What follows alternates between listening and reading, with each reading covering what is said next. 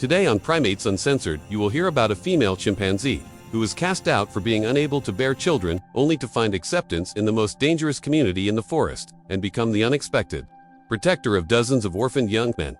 This is the story of Amara, the sterile female who proved that motherhood has nothing to do with biology. In the Budongo forest of Uganda, the Sonso community had thrived for 3 generations under strong leadership and abundant resources. Amara was born into this prosperity, the daughter of a high-ranking female named Kessie. Her early years were typical, learning to forage and navigate the complex social hierarchies that defined chimpanzee life. But as she matured, something became painfully clear. She would never have offspring of her own. The realization came gradually. Other females her age began cycling and attracting male attention. They formed consortiatships, disappeared into the forest with dominant males, and eventually returned with swollen bellies that would become infants. Amara cycled irregularly, and when males showed interest, nothing ever came of it. Years passed. She watched peers become mothers, watched infants grow into juveniles, watched the community expand with new life while her own body remained stubbornly empty. In chimpanzee society, reproductive failure carries brutal consequences. Females derive much of their status from their offspring, from the alliances their children create and the genetic investment they represent. A female who cannot reproduce is biologically worthless to the community, consuming resources without contributing to the next generation. Amara felt this judgment in every interaction, saw it in the way other females excluded her from their coalitions, heard it in the dismissive vocalizations when she tried to join grooming sessions. The alpha male, a powerful individual named Jabari, made her situation worse. He had initially shown interest in Amara, attempting to mate with her multiple times. When months passed with no pregnancy, he grew frustrated. When years passed, his frustration turned to contempt. He began to view her presence as an insult, a reminder of wasted effort. He started harassing her, charging at her during displays, stealing food from her, making her life miserable through calculated cruelty. Other males followed Jabari's lead. Seeing that Amara had no protection and no value worth defending, she became the lowest-ranking female in the community, lower even than newly transferred adolescents who at least had reproductive potential. She was tolerated but not accepted, allowed to remain with the group but given no consideration or kindness. She foraged alone, slept in isolated nests, existed on the margins of a society that had no use for her. The breaking point came during a season of food scarcity. A drought had reduced fruit availability, and the Sonso community was under nutritional stress. Competition for limited resources intensified, and the weakest members suffered most. Amara, already marginalized, found herself increasingly unable to access feeding sites. Dominant females would drive her away from fruiting trees. Males would steal whatever food she managed to find. She was slowly starving while surrounded by her own community. Jabari made his position clear during a particularly brutal encounter. Amara had found a small cache of figs and was feeding quietly, trying not to draw attention. Jabari discovered her and flew into a rage. He attacked her viciously, biting and beating her with an intensity that went beyond normal dominance displays. He was trying to kill her, or at least drive her away permanently. The message was unmistakable. She needed to leave. The Sonso community had no room for a sterile female during hard times. Amara fled, injured and terrified, into the buffer zone between territories. This was dangerous ground, the no-man's land where chimpanzees from different communities might encounter each other with violent results. But staying with Sonso meant certain death, either from starvation or from Jabari's continued attacks. She had no choice but to risk the unknown. She spent 3 days alone in the buffer zone, hiding in dense vegetation, eating whatever she could find, nursing her injuries. She could hear Sonso calls in the distance, the familiar vocalizations of the community that had rejected her. She could also hear something else, calls from the south that belonged to a different community. The Waibira group, Sonso's rivals and occasional enemies. The Waibira community had a fearsome reputation. They were smaller than Sonso, only about 30 individuals compared to Sonso's 50, but they were known for their aggression and tactical sophistication. They conducted organized raids into neighboring territories, stealing food and attacking isolated individuals. They had killed several Sonso members over the years in coordinated ambushes. They were led by an alpha named Kato, who was said to be both brilliant and brutal. Approaching Waibira territory was suicide for a Sonso chimpanzee. But Amara was no longer really Sonso. She had been cast out, brutalized by her own alpha, left to die by her birth community. She had nothing to lose and nowhere else to go. With a combination of desperation and strange calm, she made a decision that would change everything. She would seek asylum with the enemy. The border crossing took all her courage. She moved slowly, deliberately, vocalizing submissively to announce her presence and peaceful intentions. She encountered a Waibira patrol almost immediately. 3 males who surrounded her with aggressive displays and threatening postures. They recognized her scent as Sonso, saw her injuries, understood that she was alone and vulnerable. They could kill her easily and probably should, given the hostility between the communities. But something made them hesitate. Perhaps it was her obvious weakness and submission. Perhaps it was curiosity about why a Sonso female would voluntarily approach Waibira territory. Perhaps it was the calculation that a lone female, especially one clearly rejected by her own group, represented opportunity rather than threat. Whatever the reason, they didn't attack.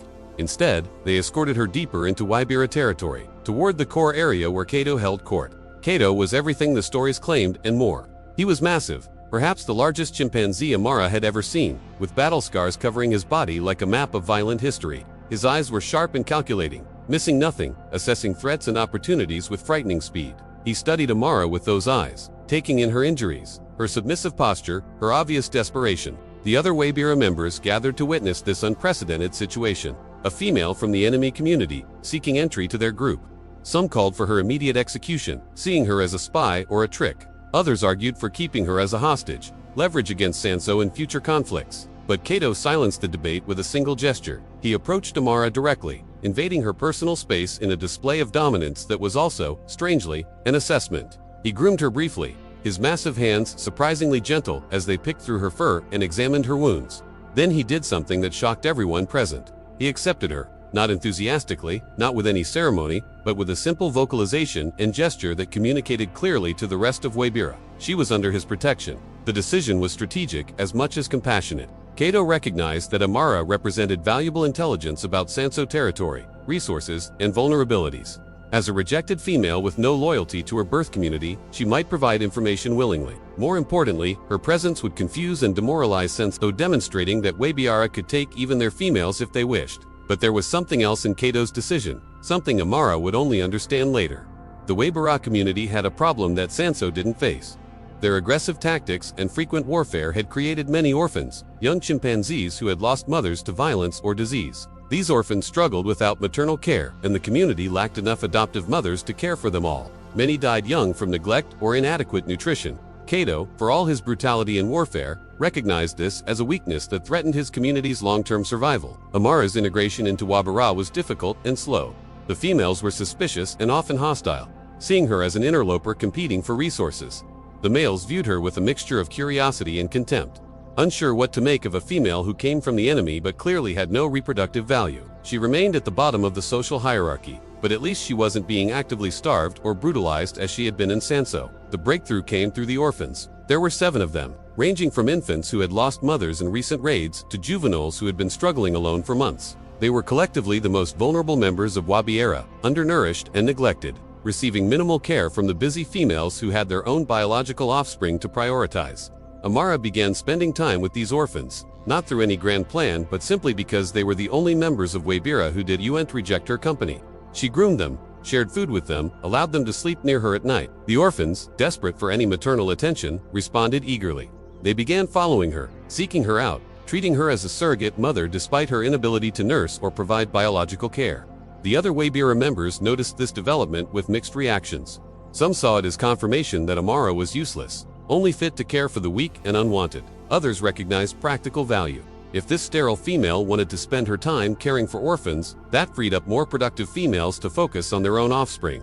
Kato watched it all with his characteristic calculating attention, seeing possibilities that others missed. The Waibira community's aggressive reputation was well-earned and carefully maintained. They conducted regular raids into neighboring territories, particularly targeting Sonso lands. These weren't random attacks but coordinated operations planned and executed with military precision.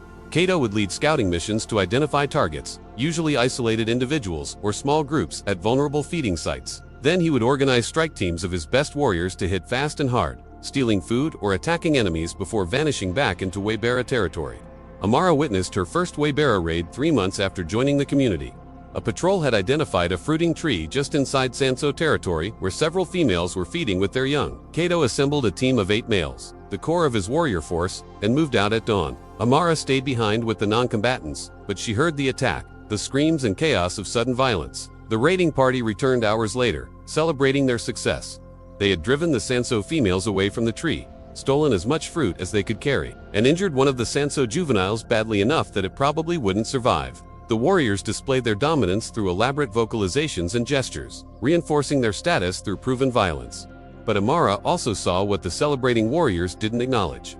One of the Waibira males had been injured in the raid, bitten severely on the arm by a defending Sonso female. Another had twisted an ankle while fleeing, an injury that would limit his mobility for weeks. And the Sonso community would undoubtedly retaliate, probably targeting Waibira, foraging parties in revenge. The raid had gained some fruit, but at costs that weren't immediately visible. Over the following months, Amara observed the patterns of Waibira warfare. They were effective raiders, feared throughout the region for good reason, but their aggressive tactics came with steady attrition. Warriors accumulated injuries that sometimes turned septic or permanently disabled. Retaliatory attacks created a cycle of violence that consumed resources and attention. And most significantly, the warfare created orphans who then required care and resources that strained the community's capacity. Amara's growing family of adoptive orphans became her purpose and identity within Waibira. She couldn't provide milk or biological care, but she could offer protection, food sharing, grooming, and the social learning that young chimpanzees desperately needed. The orphans thrived under her attention in ways they hadn't before. Their health improved, their social skills developed, their survival prospects increased dramatically. Kato noticed the transformation of the orphans under Amara's care. He was a strategic thinker, always looking for advantages that would strengthen his community against their rivals. He recognized that these orphans, if they survived to maturity, would become warriors and mothers themselves, genetic investments that would pay dividends for years. Amara was increasing Waibira's long-term strength by salvaging individuals who would otherwise die. He began actively supporting Amara's adoptive motherhood. He would share food with her preferentially, ensuring she had enough to feed her growing family. He would defend her against harassment from other females who resented her rising status. Most significantly, he began treating the orphans themselves with unusual consideration, recognizing them as valuable assets rather than burdens. This created a strange dynamic within Waibira. Amara remained formally low-ranking, but she was under Kato's direct protection and had responsibility for a significant number of young. The females who had biological offspring of similar age found themselves in implicit competition with Amara's adoptive family. If the orphans thrived and contributed to the community, it validated Amara's methods and status. If they struggled or failed, it confirmed her worthlessness. The test came during another period of food scarcity. Resources became limited and competition intensified. Mothers with biological offspring tried to monopolize feeding sites, excluding Amara and her orphans. Some females argued explicitly that resources should go to real offspring, those with genetic value to the community, rather than adopted orphans with no blood connection to Waibira. Amara fought back, not with aggression but with intelligence and persistence. She taught her orphans to forage more efficiently, to find food sources that other chimpanzees overlooked, to work cooperatively in ways that biological siblings rarely did. She turned their outsider status into an advantage, using mobility and flexibility that traditional family groups lacked. The orphans proved themselves during a critical incident that shifted perceptions throughout Waibira. A leopard attacked the community during a foraging expedition, targeting a juvenile from one of the high-ranking biological families. The mother screamed for help, but in the chaos of the attack, other adults fled or froze in confusion. Amara's orphans responded differently. They had been trained by necessity to look out for each other, to act cooperatively under threat. The three oldest orphans, adolescent males who were approaching physical maturity, coordinated an immediate counterattack on the leopard. They didn't kill it, but they drove it away from its target through coordinated harassment, buying time for the trapped juvenile to escape. The rescue was witnessed by much of the community, including Kato. The orphans had saved the life of a high-ranking offspring through courage and coordination that supposedly genetic family bonds should produce but often did. Amara's adoptive family had proven their value in the most public and undeniable way possible. Status dynamics in Waibira shifted after that incident. Amara was no longer viewed as a charity case or as Kato's inexplicable favor project. She was recognized as the leader of an effective subgroup within the community, her orphans as valuable members who contributed to collective survival and defense. Mothers who had excluded her began seeking her advice on raising difficult offspring.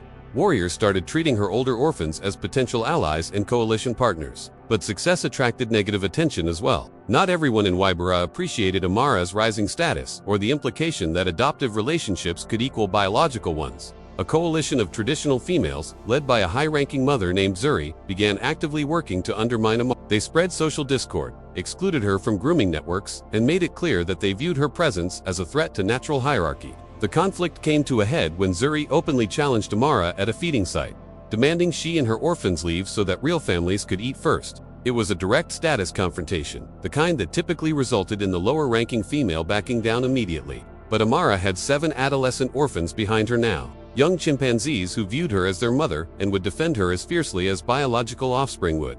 The standoff was tense and could have erupted into violence, but Kato intervened before blood was shed.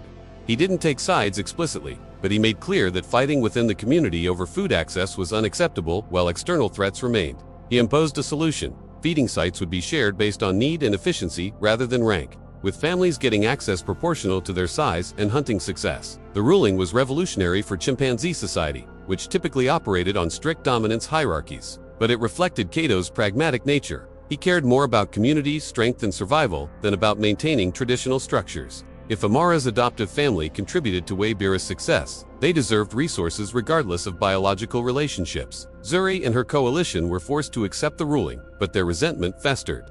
They began looking for ways to undermine Amara that wouldn't directly violate Kato's decree. They found their opportunity in Waibira's ongoing conflict with Sonso and other neighboring communities.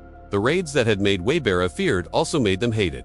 Neighboring communities had begun coordinating against them, recognizing that Waibira's aggressive expansion threatened everyone. Sonso, still the largest and most powerful community in the region, began organizing a coalition to strike back against Waibira's repeated provocations. Zuri and her allies saw this external threat as an opportunity to eliminate Amara.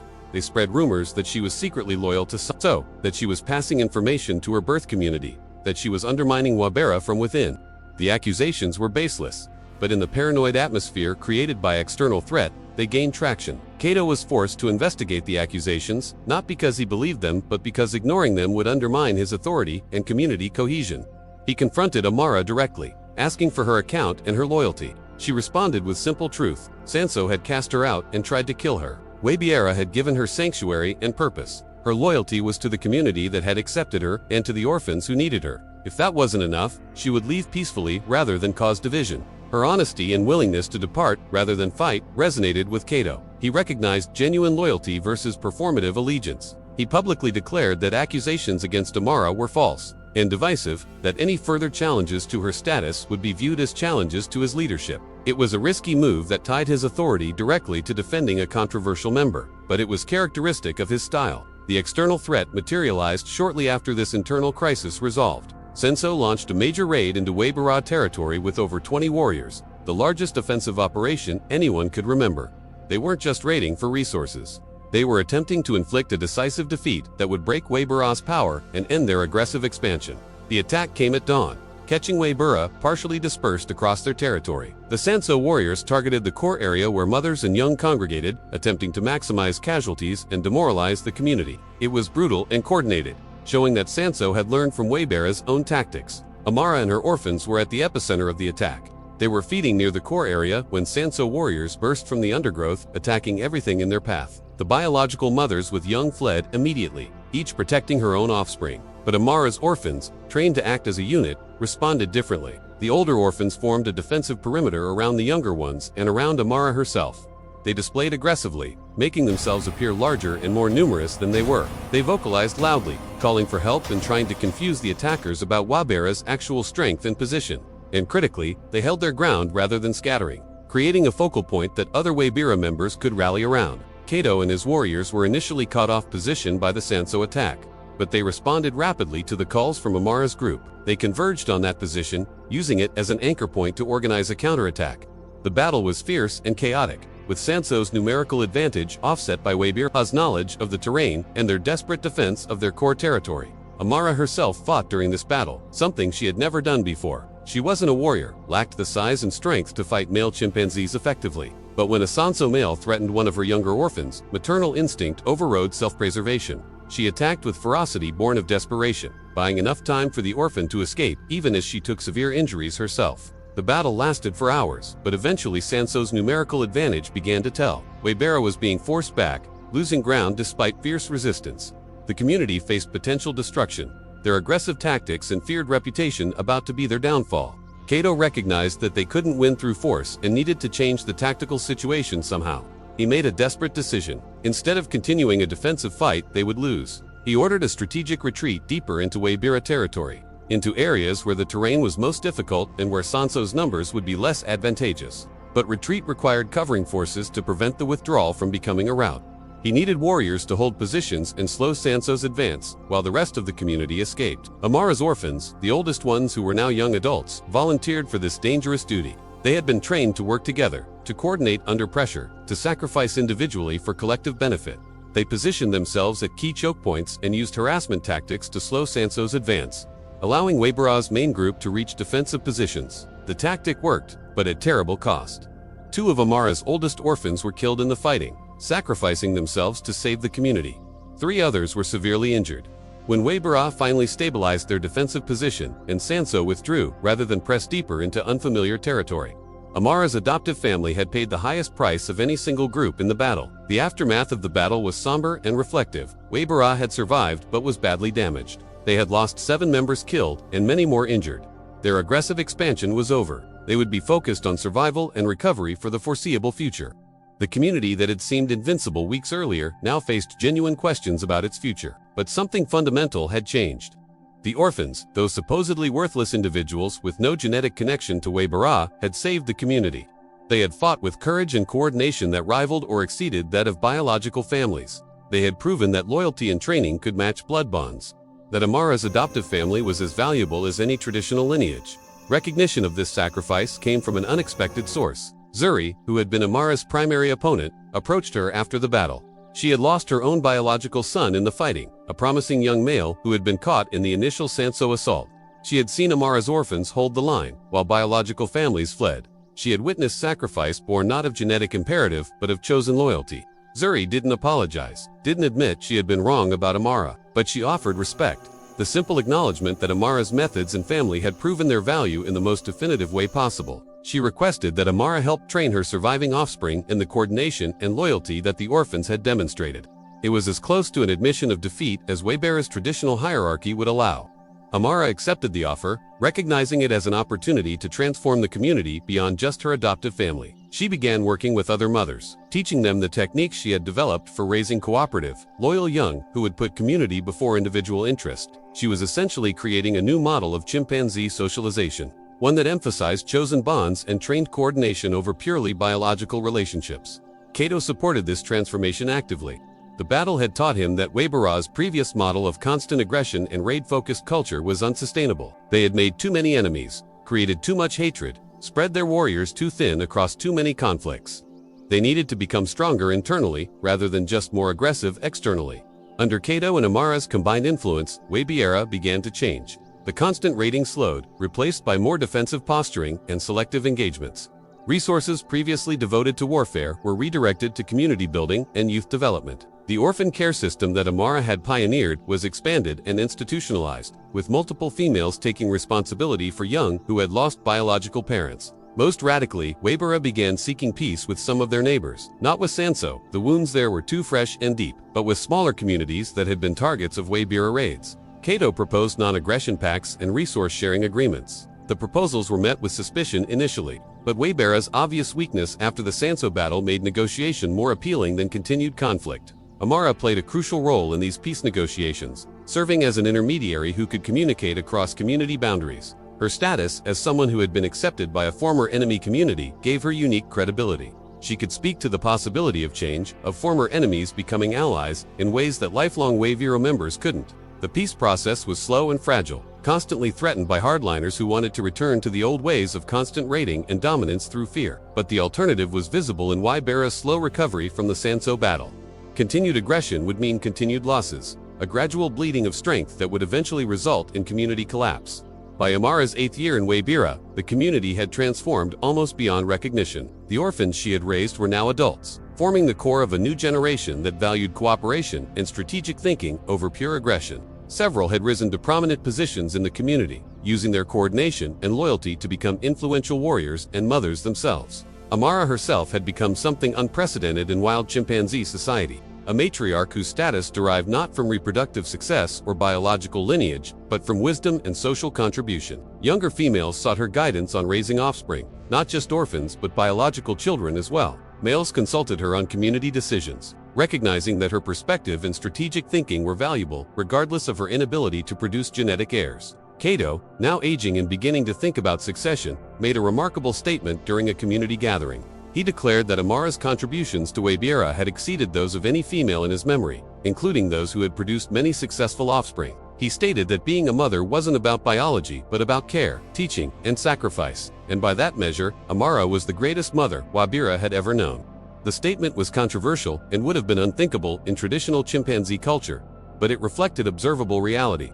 Amara's adoptive descendants, those orphans she had raised, and the lineages they were now creating, were proving to be among the most successful members of Waibira. They were surviving better, contributing more, creating stronger bonds than many biological families. Her sterility, once seen as worthlessness, had been transformed into a strength that allowed her to parent more broadly and effectively than biological limitation would have permitted. Word of Waibira's transformation and of Amara's unusual story spread throughout the region, carried by the complex communication networks that connected chimpanzee communities.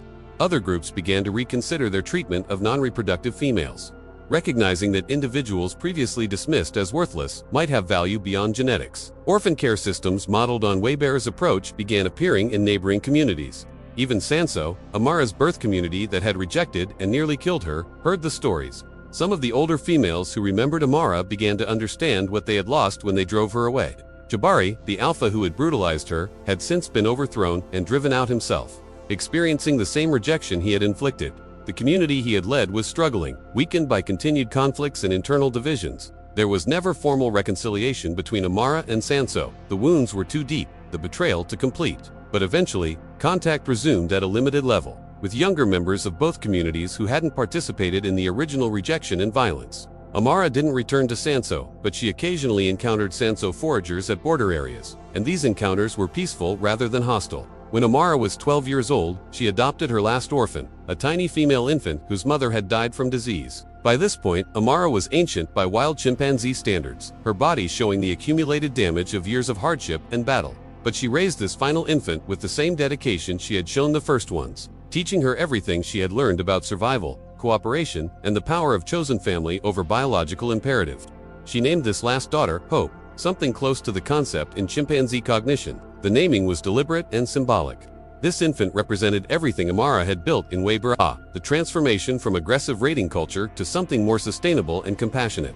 If Hope could survive and thrive, it would confirm that the changes were permanent rather than just a temporary deviation. Amara died at age 14, old for a wild chimpanzee, surrounded by her adoptive family and respected throughout Waibira. Her death was mourned by the entire community, including individuals who had once viewed her as worthless and wanted her driven away. She had proved that worth wasn't determined by biology or reproduction. That value could come from intelligence, compassion, and dedication to others' welfare.